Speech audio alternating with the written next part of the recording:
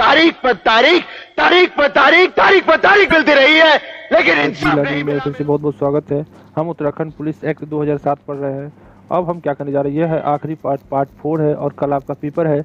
तो आज मैं अंतिम समय में करा रहा हूँ और उसके बाद मुझे 10 दिन पहले करा देना चाहिए था, मगर मुझे टाइम नहीं मिला क्योंकि बाकी सब कोर्स था। तो यहाँ पे देख सकते हैं, ये हम धारा 72 है, राज्य और जिला पुलिस शिकायत प्राधिकरण की शक्तियाँ। इसमें धारा 72 में क्या है, ठीक है।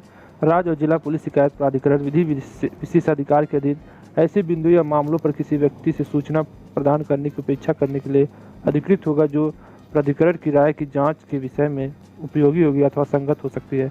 और ऐसा व्यक्ति जिससे ऐसी उपेक्षा की गई है भारतीय दंड संहिता 1860 की धारा 176 177 के अंतर्गत ऐसी सूचना प्रदान करने के लिए बाध्यकारी होगा, ठीक है। यहाँ पे हम लोग पढ़ चुके थे 72 और मैं आपको बस हल्का फुल्का बता रहा हूँ। 72 क्या है, हमारा राज्य जिला पुलिस शिकायत प्राधिकरण शक्तियाँ हैं। 72 है हमारा। 73 क्या है, राज्य जिला पुलिस शिकायत प्राधिकरण की रिपोर्ट है। गंभीर अवचार के मामले में होगा, ठीक है। जैसे राज्य पुलिस कर्म के द्वारा अवचार के स्वरूप चिन्हित करना, पुलिस की जवाबदेही बढ़ाने के उपाय से संबंधित सिफारिश है। और इसके बाद हमारा 74 से हम ना पढ़ रहे हैं, ठीक है। वहाँ तक हम रिवीजन किए हैं। 2, 72, 73, 74 हमारा धारा, यहाँ से हम स्टार्ट करते हैं। जैसे कोई भी व्यक्ति पुलिसकर्मी के अवचार अथवा गंभीर अवचार से संबंधित शिकायत प्राधिकरण में दर्ज करा सकता है। अगर किसी प्रकार का आपका पुलिस ने आप पे अत्याचार किया है तो उसका भी आप क्या कर सकते हैं, संबंधित शिकायत प्राधिकरण में दर्ज करा सकते हैं।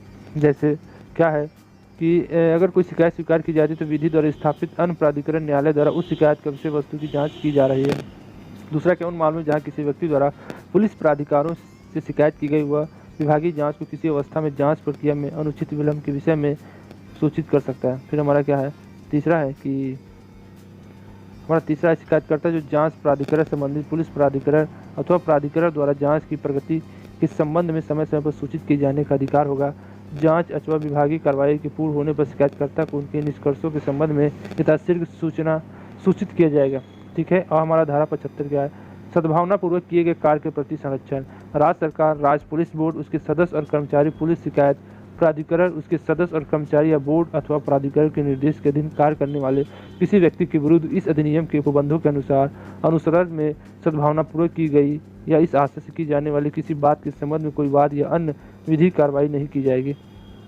हमारी धारा 76 क्या है, 76 के बारे में बात करते हैं हम लोग 76 तक पढ़ चुके थे। अध्याय 9 हम पढ़ने वाले थे। कृत्यों के दक्षतापूर्वक निष्पादन के लिए राज्य के बजट की समुचित मुख्य शीर्ष की पृथक जैसे संगठन राज्य सरकार द्वारा निर्धारित किया जाएगा, वित्त पोषित, ठीक है। जो कृत होगा, दक्षतापूर्वक निष्पादन होगा, वो राज्य सरकार के बजट की समुचित शीर्ष पृथक किया जाएगा, जैसे, ठीक है। राज्य सरकार उसे प्रदान करेगी। जो क्षतिवृत्ति होगा, भाई राज्य सरकार ही पैसा देगी ना, पैसा कहाँ से आता है, कर्मचारियों पुलिसों को राज्य सरकार ही देती है। हमारा 9वां अध्याय क्या है, कल्याण और शिकायतों का निवारण, पुलिस अधिकारियों का कल्याण। पुलिस 77 में क्या है, कल्याण, पुलिस अधिकारियों का कल्याण। पुलिस महानिदेशक अपने पर्यवेक्षण और नियंत्रणाधीन पुलिस अधिकारियों और अन्य कार्मिकों के लिए कल्याणकारी उपायों का क्रियान्वयन के लिए उत्तरदायी, जैसे दीपावली दशहरा में या किसी प्रकार का दुर्घटना होने पर इस तरह कल्याणकारी कुछ भी जो होगा। राज्य सरकार इस संबंध में पुलिस महानिदेशक को परामर्श देने और उसकी सहायता के लिए एक या एक से अधिक पुलिस अधिकारी नियुक्त कर सकती है। पुलिस कल्याण ब्यूरो, हमारा 78 क्या है धारा, पुलिस कल्याण ब्यूरो। एक पुलिस कल्याण ब्यूरो होगा जिसका प्रधान एक ऐसा अधिकारी होगा जिसका स्तर निम्न होगा, उप महानिदेशक से निम्न स्तर का नहीं होगा, ठीक है, उससे निम्न स्तर का नहीं होगा। अन्य बातों के अतिरिक्त ब्यूरो के कृत और कर्तव्यों में पुलिस कर्मियों के लिए कल्याणकारी उपायों के प्रशासन के लिए अनुश्रवण शामिल अथवा किया जाएगा।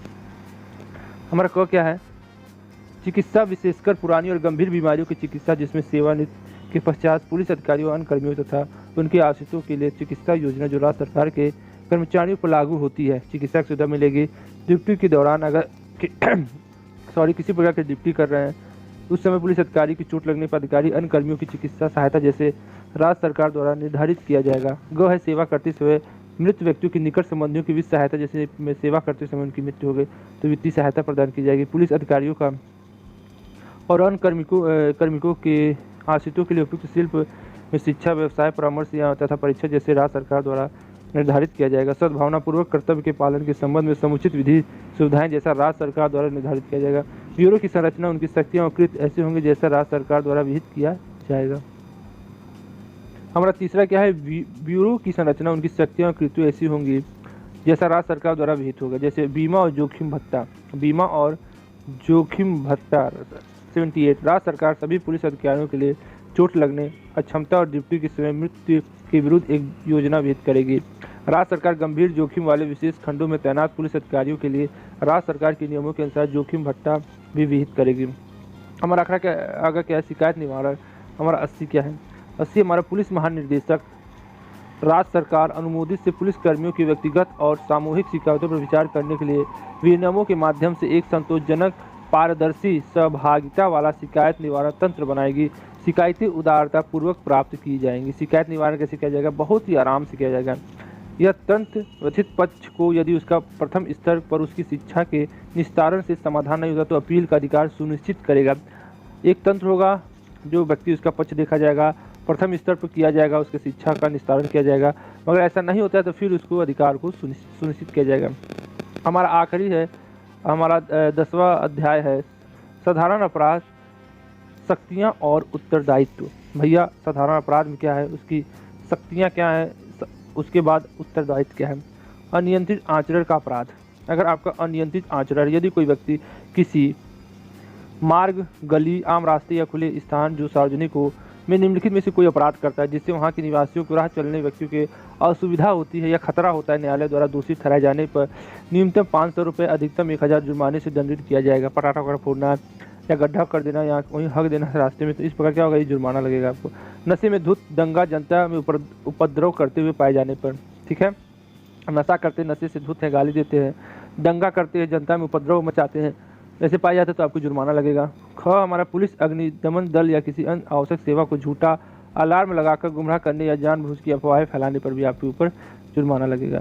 या दूसरा, किसी व्यक्ति का जो उपधारा 1 में उल्लेखित कोई अपराध करता है या घटना स्थल पर ही अपराध का शमन करने में असफल रहता है तो उसे बिना वारंट की हिरासत में लेना किसी पुलिस अधिकारी के लिए विधि सम्मत होगा। आपको बिना वारंट के ही दबोच लेंगे, बड़ी मार मारेंगे।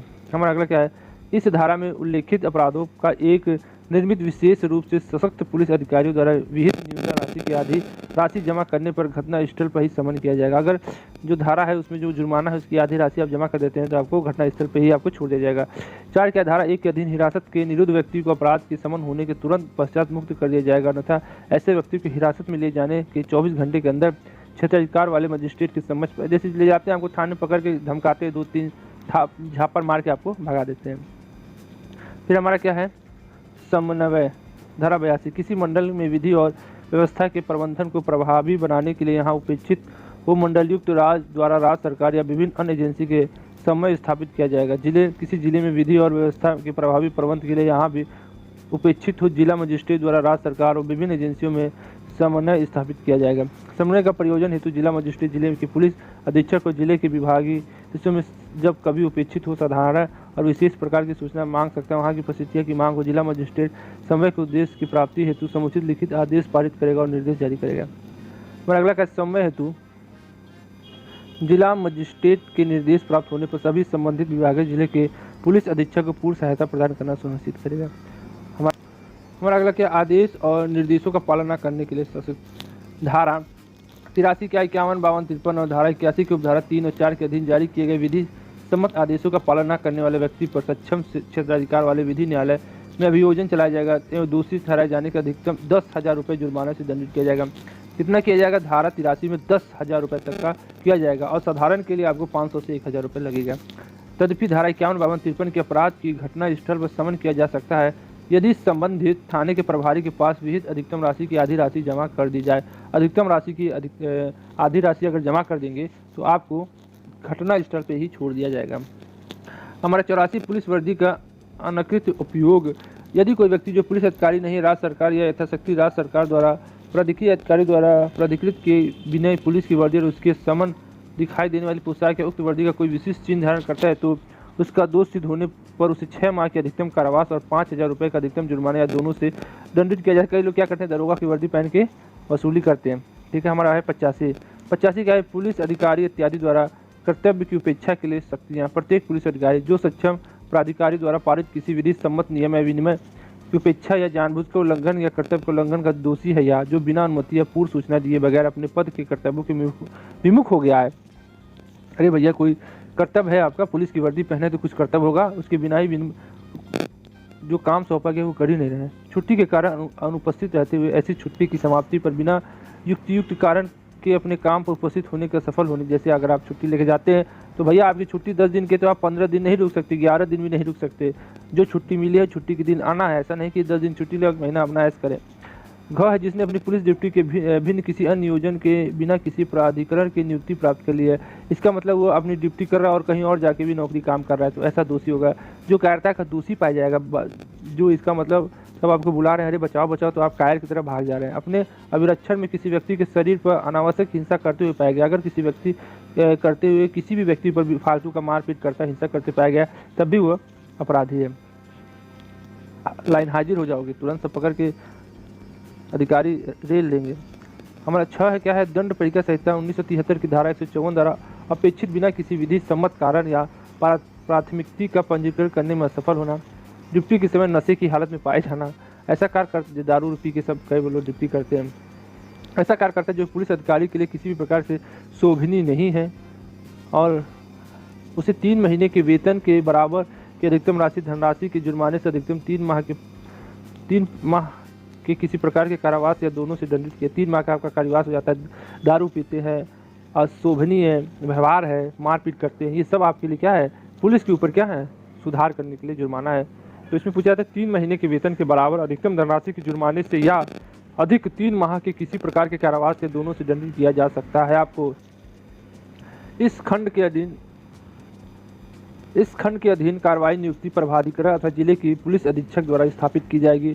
इस धारा के अधीन संस्थित की गई विधिक कार्रवाई का परिणाम संबंधित पुलिस कर्मी की व्यक्तिगत सेवा विलेखों से अभिलिखित किया जाएगा। हमारा है 11 अध्याय, ये हमारा है अंतिम अध्याय 11 अध्याय, निस्सरण और विवर्ती। उत्तराखंड विवार्ती है, निस्सरण और विवार्ती उत्तराखंड राज्य के परिक्षेप में पुलिस अधिनियम 1861 अधिनियम 5 वर्ष 1861 निर्देशित करता है। धारा 1 के अधीन इस प्रकार निर्देशित अधिनियमों नियमितों से पहले किसी कृत कार्य या तत्पी की जाने वाली कार्रवाई को प्रभावित नहीं करेगा। इसमें की गई कोई नियोजित या परियोजना पर जारी की गई अधिसूचना, आदेश, निर्देश अथवा नोटिस शामिल है।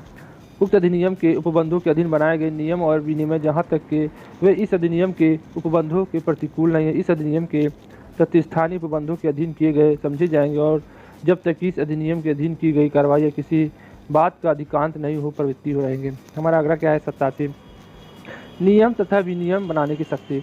राज्य सरकार इस नियम के प्रयोजन की पूर्ति हेतु नियम बना सकेगी।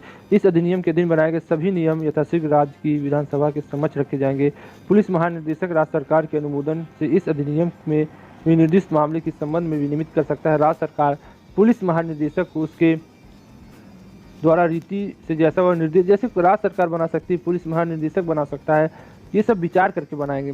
विनियम संशोधन के लिए निर्देश दे सकता है। तत्पश्चात पुलिस महानिदेशक विनियमों के उक्त रीति का संशोधन के लिए जैसे निर्देशित किया गया। इस अधिनियम के अधीन बनाया गया प्रत्येक नियम और विनियम राज्य सरकार द्वारा राजपत्र की अधिसूचित किया जाएगा। ये राज्य सरकार द्वारा राजपत्र में अधिसूचित किया जाएगा। हमारा आखिरी है कठिनाई दूर करने की शक्ति 88। इस अधिनियम के उपबंधों को प्रभावी बनाने में कोई कठिनाई आती तो इस अधिनियम के प्रारंभ में 3 वर्ष तक राज्य सरकार राजपत्र आदेश द्वारा ऐसे प्राविधान कर सकती जो कि अधिनियम के असंगत न हो, जैसा वह कठिनाई को दूर करने के लिए आवश्यक अथवा समीचीन समझे। तो कौन करेगा? राज्य सरकार राजपत्र के आदेश द्वारा इसका प्रावधान करेगी। महापुलिस निदेशक क्या कर सकता है? उसको बस दे सकता है सुझाव। इस धारा के अधीन जारी प्रत्येक आदेश यथाशीघ्र राज्य की विधानसभा के समक्ष रखा जाएगा। विधानसभा के द्वारा ही हर आदेश और हर नियम को बनाया जाएगा, फिर उसके बाद अधिलिखित किया जाएगा, फिर तब जाके वो सरकार राजपत्र के आदेश में उसको लिखित किया जाएगा। इतना आप समझ गए। जो हमारा राज्य सरकार का पुलिस महानिदेशक है वो ऐसे रीति को निर्देश दे सकता है, विनियमों के संशोधन का निर्देश दे सकती है, मगर संशोधन कहाँ होगा? पहले उस नियमों का संशोधन राज्य सरकार की विधानसभा में पेश किया जाएगा। अगर राज्य सरकार की विधानसभा से पेश हो जाता है तब जाके विधानसभा से पेश होने के बाद ही उस नियम को महानिदेशक, पुलिस महानिदेशक उसको संशोधित कर सकता है, नया नियम बना सकता है। ठीक है, तो आज के लिए बस इतना ही। अगर आपको ये हमारा वीडियो अच्छा लगे तो हमारे वीडियो को थोड़ा लाइक कर दीजिए, सब्सक्राइब कर दीजिए, ठीक है।